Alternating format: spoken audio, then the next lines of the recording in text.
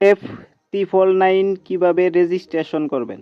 প্রথমে আপনি আপনার মোবাইল নাম্বার দেবেন জিরো বাদ দিয়ে আপনি আপনার মোবাইল নাম্বার দেওয়ার পর আপনি একটি পাসওয়ার্ড নির্ধারণ করবেন। পাসওয়ার্ডটা এরকম দিবেন, আপনার নামের সাথে কিছু ওয়ার্ড যুক্ত করে দেবেন যেন স্ট্রং একটি পাসওয়ার্ড হয়। পাসওয়ার্ড দেওয়ার পর আপনি রেজিস্ট্রেশনের চাপ দেবেন। রেজিস্ট্রেশন সাকসেসফুল হয়ে যাবে। রেজিস্ট্রেশন হওয়ার পর আপনাকে যে কাজটি করতে হবে, অ্যাকাউন্টটা ভালোভাবে ভেরিফাই করে নিতে হবে যেন ডিপোজিট উইথড্রোতে কোনো প্রকার সমস্যা না হয়। তার কারণে অ্যাকাউন্টটা ভালোভাবে ভেরিফাই করে নিতে হবে। এগুলো সব ক্রস চিহ্ন দিয়ে কেটে দেবেন। ভেরিফাইয়ের আগে কিভাবে লগ ইন করবেন অনেকে বুঝতে পারবেন না। লগ ইন করবেন যেভাবে রেজিস্ট্রেশন করছেন জিরো বাদ দিয়ে ফোন নাম্বার দিয়ে, ওইভাবেই পাসওয়ার্ড দিয়ে লগ ইন করে নেবেন। এখন আমাকে প্রত্যাহার পাসওয়ার্ডটি বসিয়ে নিতে হবে, মানে উইথড্রো পাসওয়ার্ড যেটাকে বলা হয় সেই পাসওয়ার্ডটা এখানে বসাতে বলতেছে।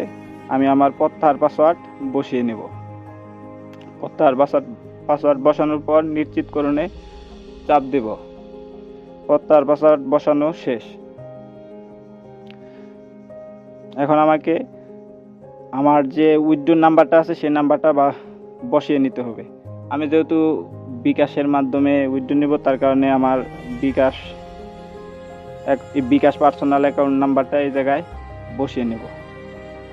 ফার্স্টে আমাকে যে প্রত্যাহার পাসওয়ার্ডটা আছে ওই পাসওয়ার্ডটা এখানে বসাতে হবে। আমি আমার প্রত্যাহার পাসওয়ার্ডটি বসিয়ে নিচ্ছি। আপনারাও ঠিক এরকম করে আপনাদের প্রত্যাহার পাসওয়ার্ড যেটা দিচ্ছেন ওইটা বসিয়ে নেবেন। প্রত্যাহার পাসওয়ার্ড বসানোর পর পরবর্তীতে চাপ দেবেন। তারপর আপনার ফুল নেম লিখবেন। লেখার পর যে বিকাশ অ্যাকাউন্টে আর কি বিকাশ করা রয়েছে সেই নাম্বারটি এখানে যোগ করে দিন। যোগ করলে আপনার কাজ শেষ। এখন আপনি যে কোনো ধরনের গেম প্লে করতে পারবেন।